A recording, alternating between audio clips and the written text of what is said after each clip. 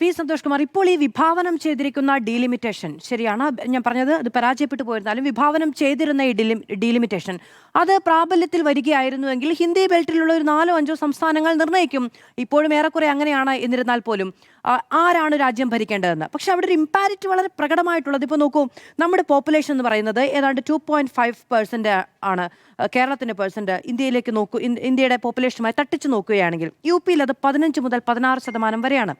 അപ്പോൾ നമ്മുടെ ഒരു ലോക്സഭാ മണ്ഡലത്തിൽ ഒരാൾ ചെയ്യുന്ന വോട്ടിൻ്റെ മൂല്യം അവരുടെ ഇപ്പോൾ യു പിയിലെ ഒരു ലോക്സഭാ മണ്ഡലത്തിൽ 5 പേർ ചെയ്യുന്ന വോട്ടിൻ്റെ മൂല്യമാണ്. ഇതിൻ്റെ ഈ ഡീലിമിറ്റേഷൻ്റെ അടിസ്ഥാന സൂത്രവാക്യം എന്ന് പറയുന്നത് തന്നെ ഈ പറയുന്ന 1 വോട്ട് 1 വാല്യൂ എന്നുള്ളതാണല്ലോ. അതിൽ ഇമ്പാരിറ്റി ഉണ്ട്. അത് അഡ്രസ്സ് ചെയ്യപ്പെടുകയാണെങ്കിൽ ഈ പറയുന്ന തെക്ക് വടക്ക് ഈ സ്പർദ്ധ അത് കൂടുതൽ രൂക്ഷമായി മുന്നിലേക്ക് കൊണ്ടുവരാൻ കഴിയും.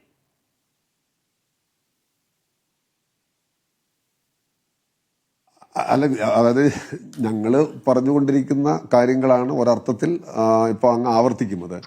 അതായത് ഈ ഇപ്പം പറയുന്ന ഈ 50% എന്ന് പറയുന്ന ഒന്നാമത്തെ ഭാഗം നമുക്ക് ഇങ്ങനെ തീർക്കാമെന്ന് തോന്നുന്നു. എനിക്ക് വിമൻ റിസർവേഷനുമായി ബന്ധപ്പെട്ടിട്ട് ഉള്ള ഒരു ഇരട്ടത്തപ്പാണ് ഞങ്ങൾ ചൂണ്ടിക്കാണിക്കാൻ ശ്രമിച്ചത്. അതിപ്പോൾ നമ്മൾ മോർ ദാൻ ഇനഫ് നമ്മൾ ഡിബേറ്റ് ചെയ്ത് കഴിഞ്ഞു.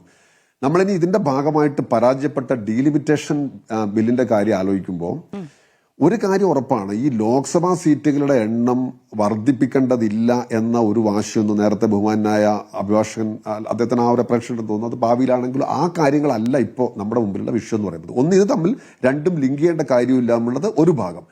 അത് കഴിഞ്ഞാൽ ഏറ്റവും പ്രധാനപ്പെട്ട കാര്യം എന്ന് പറയുന്നത് ഈ 50% എന്ന് പറയുന്ന ഒരു ഫോർമുല ഇപ്പൊ പെട്ടെന്ന് അന്തരീക്ഷത്തിൽ പൊങ്ങി വന്നു. നിങ്ങൾ ഓർമ്മിക്കുന്നുണ്ടാവും, സ്റ്റാലിൻ നേരത്തെ കത്തെഴുതി, നമ്മുടെ മറ്റ് മുഖ്യമന്ത്രിമാരെല്ലാവരും പ്രതിപക്ഷ നേതാക്കന്മാരെല്ലാം തന്നെ ഈ വിഷയം ഉയർത്തി. എങ്ങനെ ഉയർത്തി? 2011 സെൻസസ് ഒരു മാനദണ്ഡമാക്കി എടുത്താൽ സൗത്ത് ഇന്ത്യൻ സംസ്ഥാനങ്ങൾക്ക് എണ്ണം കുറയുമെന്ന ഒരു ന്യായമായ അപ്രഹൻഷൻ മുന്നോട്ട് വെച്ചപ്പോഴാണ് പൊടുന്നനവ് ഈ 50% എന്ന് പറയുന്ന ഒരു ഫോർമുല നമ്മുടെ രാഷ്ട്രീയ അന്തരീക്ഷത്തിൽ ഉയരുന്നത്. പൊടുന്നനവ് നേരത്തെ അവർ 750 സീറ്റ് അവിടെ ഉണ്ടാക്കി വെച്ചുള്ളത് വേറെ ഒരു കാര്യം. 50% എന്നുള്ള ഈ ഫോർമുല ഉയർന്നു വരുന്നു. അത് ഉയർന്നു വരുമ്പോൾ നോക്കൂ, ഇന്നലെ അമിത്ഷാ സംസാരിച്ചപ്പോൾ അദ്ദേഹത്തോട് ചോദിച്ചപ്പോൾ പറഞ്ഞു, ഞാൻ 1 മണിക്കൂർ കൊണ്ട് വരാമെന്ന് പറഞ്ഞു. എന്നാൽ പിന്നെ ആ 1 മണിക്കൂറും കഴിഞ്ഞ് കുറേ മണിക്കൂറായി വന്നില്ല. ഇന്നലെ തന്നെ വോട്ടെടുപ്പ് നടത്തി. ഈ 50% എന്ന് പറയുന്നത് ഡീലിമിറ്റേഷൻ ബില്ലിന്റെയോ എവിടെയെങ്കിലും അതിന്റെ ഷെഡ്യൂളിൽ പോലും ഉള്ള ഒരു കാര്യമല്ല.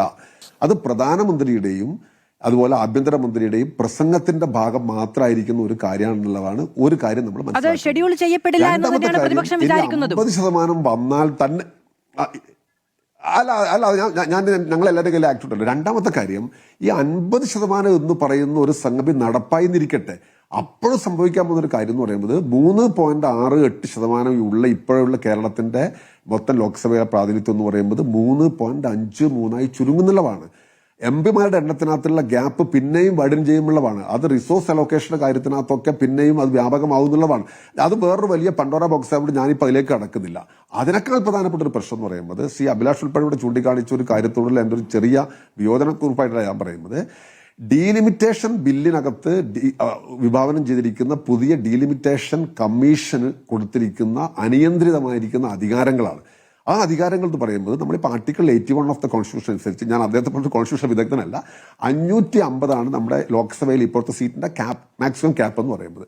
പക്ഷെ അത് ഭരണഘടനാപരമായിട്ട് അതിനകത്തുള്ളൊരു കാര്യമാണ്. എന്നാൽ ഇതിന്റെ ഒരു പ്രശ്നം എന്ന് പറഞ്ഞാൽ ഈ ഡീലിമിറ്റേഷൻ കമ്മീഷന് അതിന്റെ ഈ പുതിയ നിയമത്തിന്റെ പരാജയപ്പെട്ട നിയമത്തിന്റെ ക്ലോസ് 8 അനുസരിച്ചിട്ട് സംസ്ഥാനങ്ങളിലെ സീറ്റുകളുടെ എണ്ണം നിശ്ചയിക്കാൻ, ലെജിസ്ലേറ്റീവ് അസംബ്ലിയിലെ സീറ്റുകളുടെ എണ്ണം നിശ്ചയിക്കാനുള്ള പവർ ഉണ്ട് എന്നതാണ്.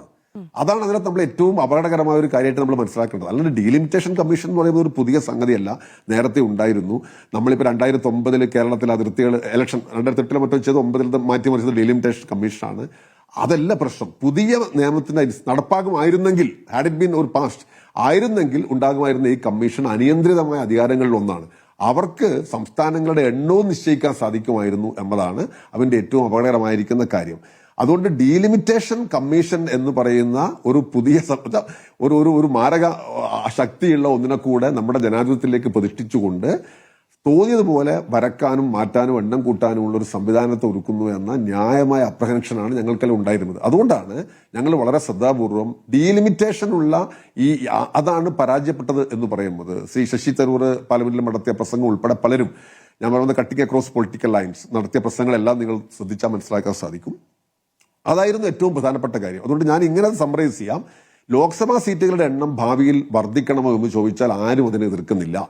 പക്ഷെ വനിതാ സംവരണവുമായി അതിനെ കൂട്ടിക്കുഴക്കേണ്ടതില്ല. സർവോപരി ഡീലിമിറ്റേഷൻ എന്ന് പറയുന്ന ഒരു പ്രക്രിയ സ്വാഭാവികമായിട്ട് മടക്കേണ്ടതാണ്. പക്ഷെ അതിന് നേതൃത്വം കൊടുക്കേണ്ട കമ്മീഷന് എണ്ണം പോലും നിശ്ചയിക്കാനുള്ള അവകാശം കൊടുക്കുന്നു എന്ന് പറയുന്നത് ഇതപര്യന്തമുള്ള നമ്മുടെ ചരിത്രത്തിൽ കേട്ടുകേൾവിയില്ലാത്ത ഒന്നാണ്.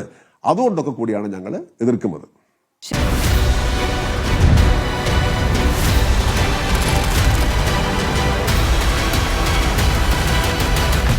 Debate with Madhu Saji.